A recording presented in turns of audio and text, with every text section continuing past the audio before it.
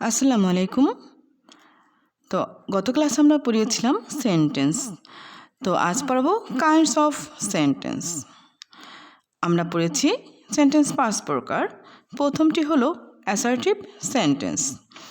যে সেন্টেন্স দ্বারা কোনো ঘটনাকে বর্ণনা করা হয় বা কোনো বিবৃতি প্রদান করা হয়, অর্থাৎ সাধারণভাবে কিছু বলা হয়, তাকে অ্যাসার্টিভ সেন্টেন্স বলা হয়।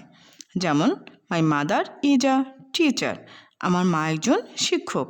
দেখো, আমরা কিন্তু আমার মা একজন শিক্ষক বলেছি, my mother is a teacher, এটা একটা সাধারণ ঘটনা, ঠিক আছে, সাধারণ কিছু কথা, সাধারণ বিবৃতি। এই সাধারণ আমরা যে কথাগুলো বলে থাকি, এই সাধারণ কথাটাই হলো অ্যাসার্টিভ সেন্টেন্স। এরপর আছে ইন্টারোগেটিভ সেন্টেন্স। যে সেন্টেন্স দ্বারা কোনো প্রশ্ন করা, অর্থাৎ কোনো ব্যক্তি বা বস্তু সম্পর্কে কিছু জানতে চাওয়া হয়,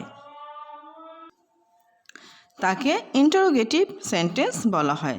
যেমন হোয়াটস ইউর নেম, তোমার নাম কি? হাউ ওল্ড আর ইউ, তোমার বয়স কত? এখানে কিন্তু প্রশ্ন করা হয়েছে, কোনো কিছু সম্পর্কে জানতে চাওয়া হয়েছে, এটাই হলো ইন্টারোগেটিভ সেন্টেন্স। এরপরে 3 নম্বরে আছে ইমপারেটিভ সেন্টেন্স। যে সেন্টেন্স দ্বারা আদেশ, অনুরোধ, উপদেশ, নিষেধ, প্রস্তাব ইত্যাদি বোঝায়, তাকে ইমপারেটিভ সেন্টেন্স বলা হয়। যেমন গেট আউট, বের হও, বের হয়ে যাও। এই যে গেট আউট, এটা কি করা হয়েছে? আদেশ করা হয়েছে। প্লিজ কাম হেয়ার, অনুগ্রহ করে এখানে আসো, এখানে অনুরোধ করা হয়েছে। অলওয়েজ স্পিক দ্য ট্রুথ, সর্বদা সত্য কথা বলবে, এখানে কিন্তু উপদেশ দেওয়া হয়েছে ইত্যাদি। এভাবে বোঝানো হলে আমাদের আমাদের এই সেন্টেন্সটা হবে ইম্পারেটিভ সেন্টেন্স। কেমন? তাহলে আদেশ, অনুরোধ, উপদেশ, নিষেধ, প্রস্তাব এগুলো বোঝালে হবে ইম্পারেটিভ সেন্টেন্স। এরপর আছে অপটেটিভ সেন্টেন্স। যে সেন্টেন্স দ্বারা মনের ইচ্ছা, প্রার্থনা বা আশীর্বাদ প্রকাশ পায়, তাকে অপটেটিভ সেন্টেন্স বলে।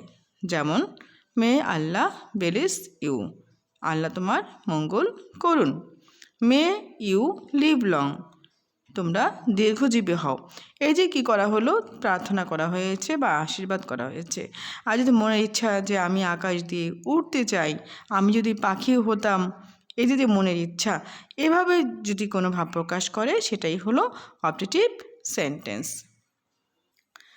5 নম্বর আছে এক্সক্লামেটরি সেন্টেন্স। যে সেন্টেন্স দ্বারা বক্তার মনের আকস্মিক আবেগ, যেমন বিস্ময়, আনন্দ, সুখ, দুঃখ, উত্তেজনা ইত্যাদি প্রকাশ পায়, তাকে এক্সক্লামেটরি সেন্টেন্স বলে। যেমন হুররা, we have won the game, হুররা কি আনন্দ, আমরা খেলায় জিতেছি। এখানে কিন্তু আনন্দ প্রকাশ পেয়েছে। Alas the man is dead, alas the man is dead, এখানে কি বলা হয়েছে? অ্যালাস মানে হলো দুঃখ প্রকাশ করেছে। কেমন? হাই অ্যালাস, হাই দ্য ম্যান ইজ ডেড, লোকটি মারা গেছে। এই যে লোকটি মারা গেছে, তার মানে কি একটা দুঃখ প্রকাশ করা হয়েছে, তাই না?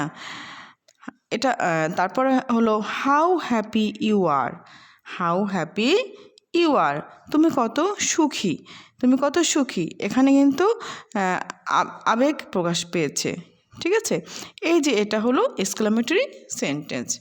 তো শিক্ষার্থী বন্ধুরা, আশা করি বুঝতে পেরেছো।